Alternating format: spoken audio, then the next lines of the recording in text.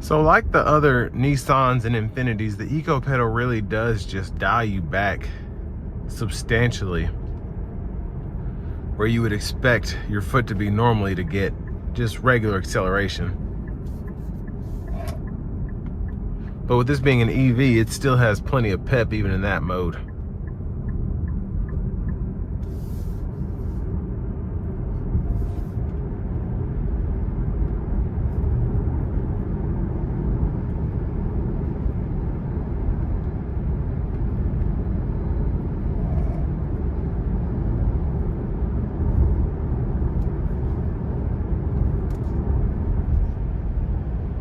And with the E-pedal off, this really does coast like a normal car would.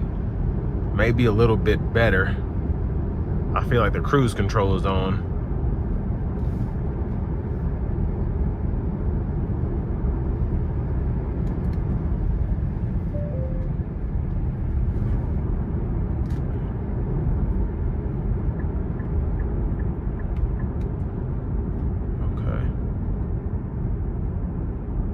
I'm trying to figure out how I'm going to use this lane change.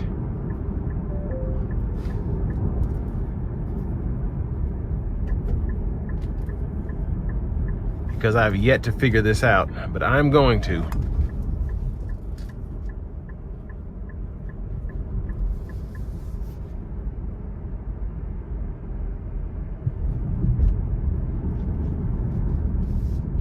I'm gonna put the E-step on. Actually, I'm gonna leave it off and see if that makes a difference. And we're gonna put it into standard mode.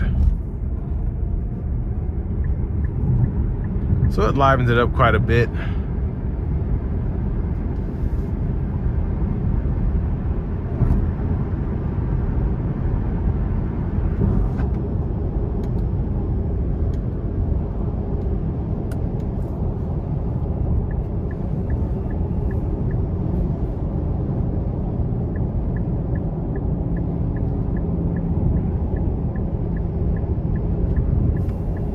I don't know if that did it or what.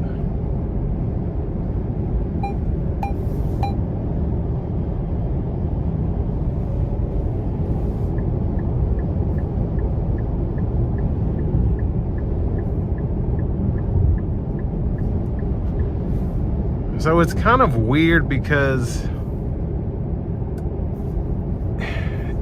it just, I don't know. Tell me to keep my hands on the wheels. Okay, there it is. So that's how you do it. You just have to hold it down. You can't, you have to, it's weird to explain. So like I just put the blinker down, but I don't hit it all the way. It's kind of like if I were just doing a regular, like 3 signal tap, that's what you would do, but you just hold it. So don't hold it all the way down, just hold it midway and keep it. So,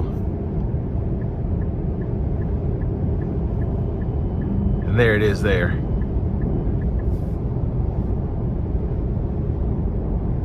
And then I guess you can cut it off maybe, or maybe it's just always on, I have no idea.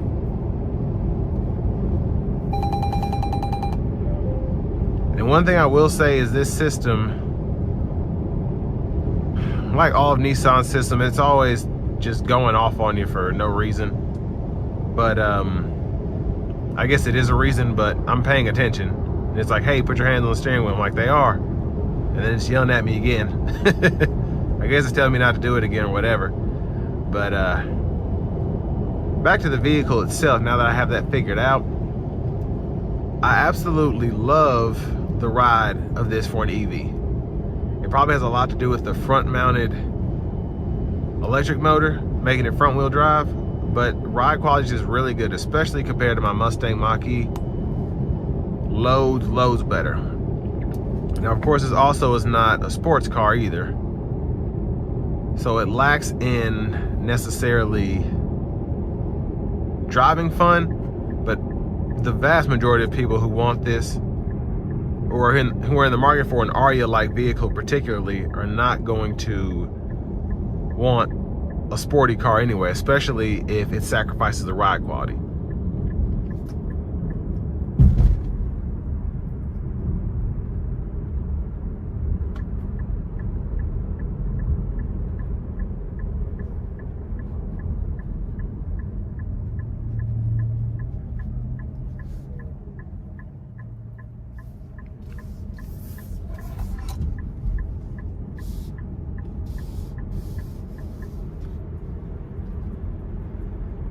Now, one other thing I do want to learn about this is how to, maybe there's a way to change the intensity of the lane changes like in the Tesla, because this is just, it's very slow to change lanes, which is fine, but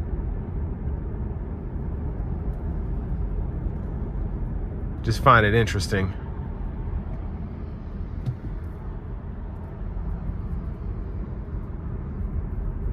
So there might be a setting that you can change the lanes in so that it gets over faster or slower, whatever.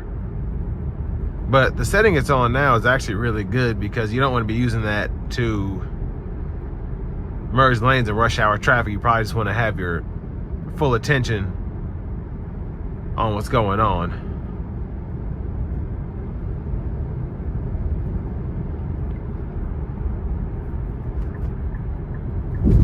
But if there's one thing that I can say about the Ariya, is it really is a practical EV. I mean, it drives practically, even in sport mode here. Everything, like, this is practical. All of that's practical. And honestly, for the price, it's pretty practical. It's not as fast as the other EVs, but a lot of people are never going to use that power anyway. And of course, you can always get an all-wheel drive version, but the front-wheel drive one is actually really perfect for me. If I was buying this for my significant other, I would just say, hey, front-wheel drive one's gonna have to do. You save money that way, it's more efficient.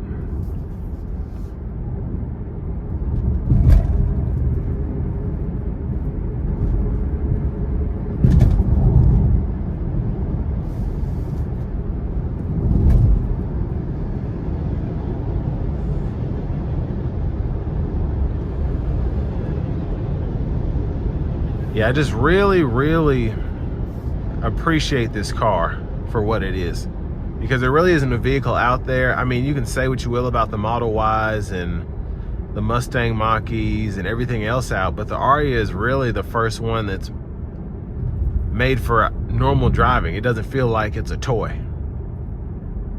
I mean, it just feels like an Infinity.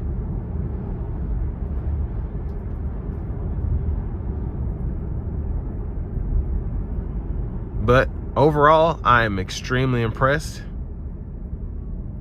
And this will bring me to the end of my review of the new 2023 Nissan Ariya Premier.